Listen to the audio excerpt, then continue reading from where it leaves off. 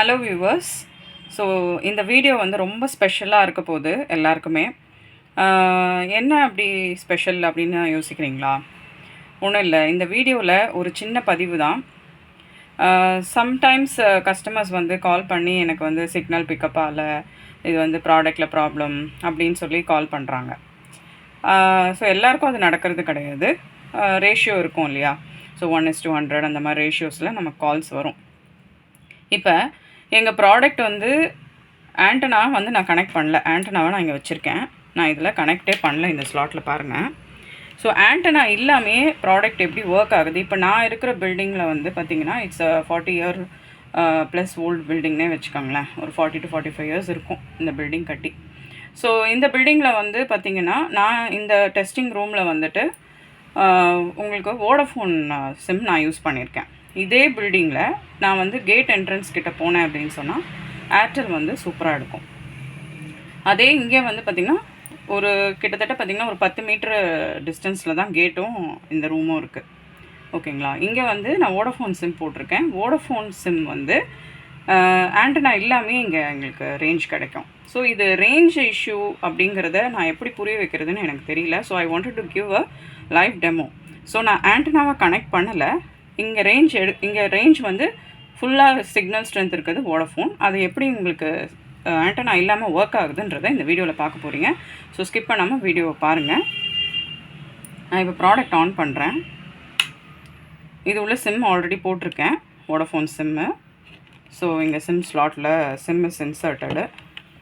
நிறைய பேர் பண்ணுற மிஸ்டேக்ஸ் என்னென்னா ப்ராடக்ட் ஆனில் வச்சுட்டு சிம்மு போடுறது, அதுக்கப்புறமா ஆண்டனாவை கனெக்ட் பண்ணுறது, இந்த மாதிரி மிஸ்டேக்ஸ் வந்து பண்ணுறாங்க. நான் லைவ் வீடியோ கால் சப்போர்ட் பண்ணும்போது பார்த்துருக்கேன். ஸோ இந்த ஆண்டனாவை அப்படியே வந்து ப்ராடக்ட் ஆனில் வச்சு இந்த ஆண்டனாவுடைய கனெக்டரை கனெக்ட் பண்ணுவாங்க. அப்படியே சிம் போடுறாங்க. சில டைம் வந்து அப்படியே ஸ்க்ரூ ட்ரைவர் வச்சு அந்த சிம் ஸ்லாட்லேருந்து அப்படியே புல் பண்ணுவாங்க. ஏன்னா சிம் இன்சர்ட் பண்ணுறதுக்குன்னு ஒரு மெத்தட் இருக்குது, எஜெக்ட் பண்ணுறதுக்குன்னு ஒரு மெத்தட் இருக்குது. ஸோ இப்போ இங்கே பாருங்கள், சிக்னல் ஃபஸ்ட்டு அடிச்சுட்டே இருந்தது. இப்போ வந்து சிக்னல் வந்து 3 seconds ஒன்ஸ் பிளிங்க் ஆகிடுச்சு. சிம் ரெடினும் வந்துடுச்சு. இப்போ நான் வந்து உங்களுக்கு சிக்னல் காமிக்கிறேன்.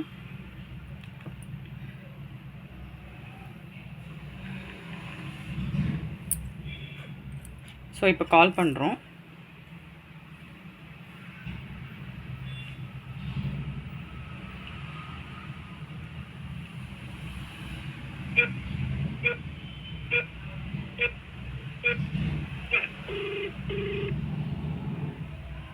இந்த நம்பர் தான் போட்டிருக்கோம்.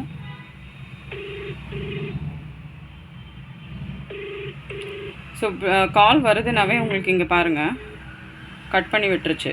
நம்ம ப்ராடக்ட் வந்து கட் பண்ணி விட்டுருச்சு. மோட்டர் வந்து ஆன் ஆகிடுச்சு. சரிங்களா? ஸோ இப்போ இங்கே வெயிட் பண்ணி பாருங்கள். இப்போ டைம் வந்து உங்களுக்கு 1:47. ஓகேங்களா? So just wait and watch. இங்கே வந்து மெசேஜ் அனுப்புது பாருங்கள். மெசேஜ் வந்துடுச்சு. நான் ஆண்டனா போடலை. ஓகே, இப்போ ஆண்டனா போட்டால் கண்டிப்பாக ரேஞ்ச் பிக்கப் ஆகணும்.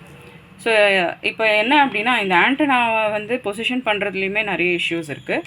நான் அதுக்குள்ளே ஆஃப் மெசேஜாக கொடுத்து ஒரு ட்ரையல் கொடுக்குறேன். 10 அப்படின்ற கமாண்ட் வந்து நான் இப்போ கொடுக்க போகிறேன் மெசேஜாக.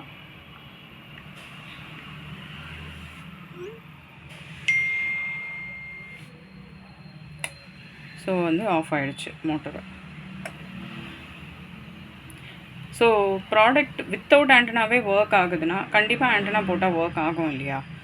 நான் அடுத்த வீடியோ பதிவில் வந்து உங்களுக்கு ஏர்டெல் சிம்மு எப்படி, ஏன்னா நிறைய ஏர்டெல் சிம்முமே வந்து ஒர்க் ஆகலை அப்படின்னு சொல்கிறாங்க. ஏர்டெல் சிம் பட் அது ரேஞ்ச் வந்து நம்மளோட ஆஃபீஸ் கேட் என்ட்ரன்ஸில் தான் வருது. ஸோ நான் ஏர்டெல் சிம் வந்து வேறு ஒரு இடத்துல வச்சு தான் நான் எடுத்து இது பண்ணணும்.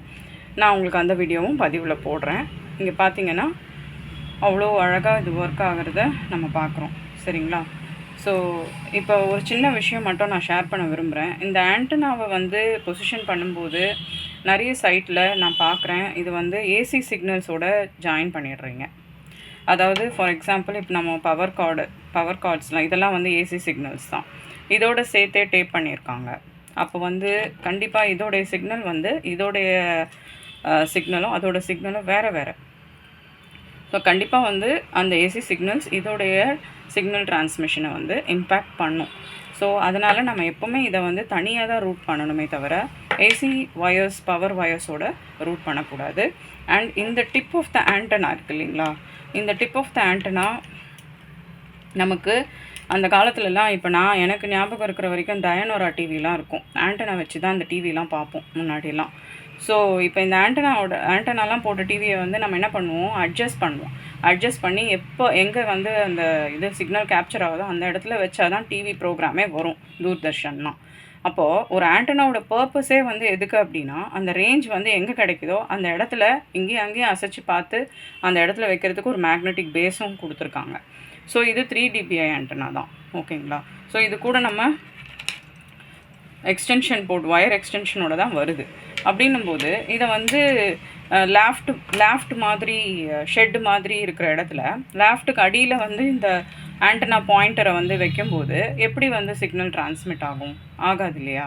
ஸோ நம்ம போடுற இந்த ஆண்டனா வந்து எங்கே ரேஞ்ச் கிடைக்குதோ அது வந்து டுவர்ட்ஸ் த ஸ்கை, அது வந்து எந்த பக்கமாக வருதுன்னு செக் பண்ணி பார்த்து தான் நீங்கள் இதை ஃபிக்ஸ் பண்ணணும். அண்ட் ஏசி சிக்னல்ஸோடு கொண்டு போகாதீங்க. நான் கண்டிப்பாக சொல்கிறேன், நம்ம ப்ராடக்ட்டு வித்தவுட் ஆண்டனாவே ஒர்க் ஆகுது அப்படின்னா எவ்வளோ எஃபிஷியண்ட்டாக இருக்குது நம்ம போடுற மோடம் அப்படிங்கிறத நீங்கள் எல்லோரும் அண்டர்ஸ்டாண்ட் பண்ணிக்கணும் அப்படிங்கிறதுக்காக தான் இந்த வீடியோ நான் போட்டிருக்கேன். ஸோ நீங்கள் எல்லோரும் தைரியமாக வாங்குங்க. நல்லா இந்த ப்ராடக்ட்ஸில் நீங்கள் எல்லோரும் பயனடையணும் அப்படின்னு சொல்லிட்டு நான் விரும்புகிறேன். நன்றி, வணக்கம்.